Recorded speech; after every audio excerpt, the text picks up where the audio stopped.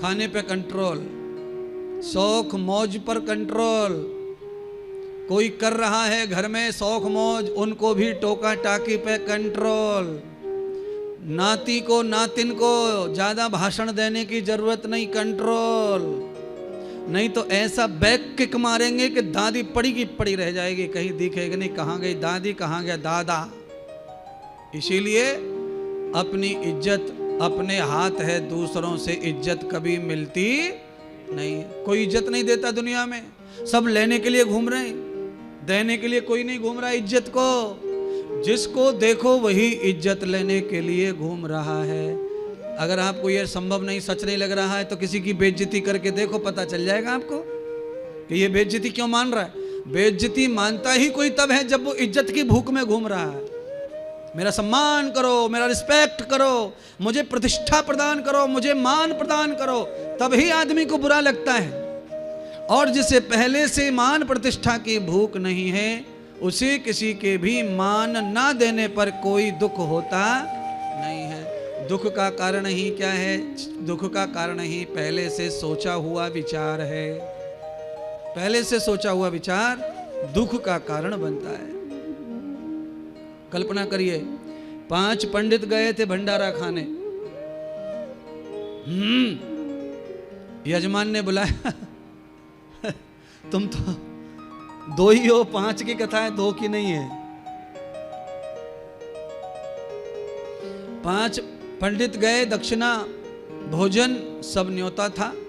मैं आपको ये बता रहा हूं आदमी को दुख क्यों पैदा होता, बिना कारण ही दुख पैदा हो जाता, बिना कारण। राजा के यहाँ भोजन पर न्योता था, 5 को भोजन दिया। 5 लोगों को बराबर भोजन परोसा गया, वही सोने की थाली, सबको वही बराबर सब्जी, बराबर कचौड़ी, बराबर पूड़ी, सबकी थाली में 5-5 कटोरियां, 5-5 सब्जियां, 5 सब बराबर बराबर।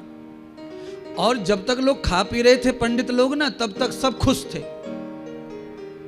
राजा ने जब विदा किया तो सबको बराबर बराबर दक्षिणा दी, एकदम बराबर, 11 रुपए, 11 रुपए, 11 रुपए, 11 रुपए, 11 रुपए, न कम न ज्यादा।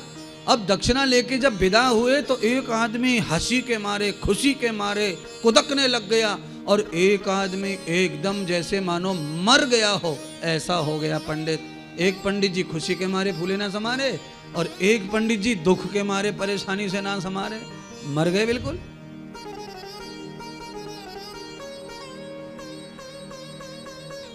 तीन पंडित जो थे वो सम थे, न खुशी न गम, क्योंकि उन्होंने कुछ सोचा ही नहीं था। ये 2 ने सोचा था। एक पंडित जी जो 11 रुपए लेकर के कूद कूद के उछल उछल के जा रहा, डंक मारते मारते खुशी के मारे, उसने सोचा था कि 1 रुपए से ज्यादा मिलने वाला नहीं है। मिल गए 11 तो 10 की खुशी में फटा जाए। और एक पंडित जी घर से ही सोच के आया था कि राजा के यहाँ जा रहे हैं, कम से कम 100 का तो पत्ता मिलेगा। मिले कितने? 11। उसके सपने में 89 रुपए का एकदम घाटा पड़ गयो, लेना न देना रोना। सोच में घाटा पड़ा, सोच में। 89 रुपए का मुंह ये है, और 10 रुपए का जिसे फायदा हुआ।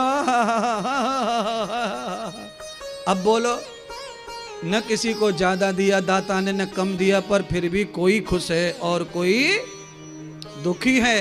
तो ये दुख और सुख क्या है?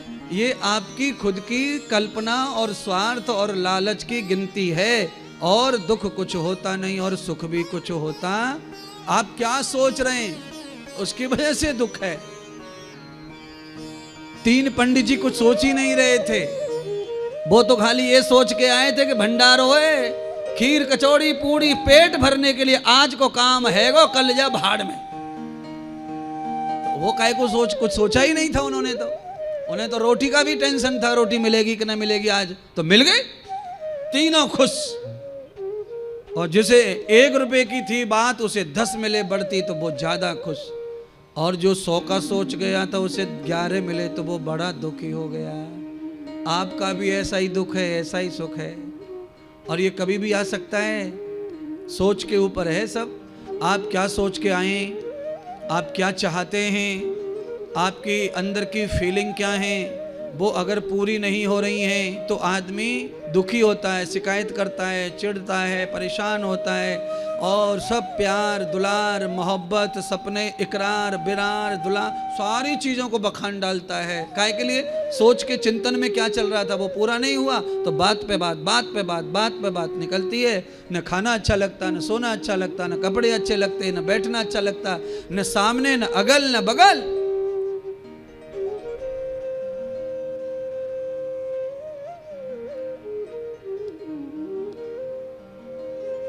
महाराज सुदुम्न बुढ़ापे में बैराग ले लिए, बुद्ध के आश्रम से चुपचाप गायब हो गए, जंगल की ओर निकल गए।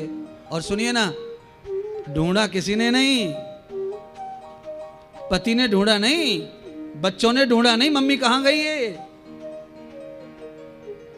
बच्चे मम्मी को कब ढूंढते हैं? मम्मी 35 साल की हो तो ढूंढते हैं, 38 की हो तो बच्चे पप्पा भी ढूंढता है, देवर भी ढूंढने आता है, कहाँ गई भाभी, भाभी कहाँ गायब हो गई भाभी।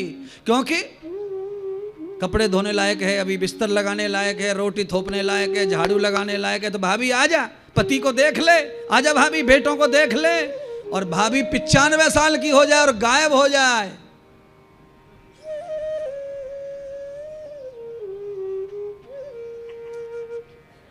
सिर में से जुआ निकाल के नाखून पे चटकाते हैं ना, इतनी इज्जत है बूढ़ी अम्मा की, उससे ज्यादा नहीं है महाराज। क्यों? समय का यही चक्र है, समय की यही पहचान है। इसीलिए सुंदर बहनों, आगे बुढ़ापा आएगा उस बात को सोच के आज की कथा को जेब में रख लो।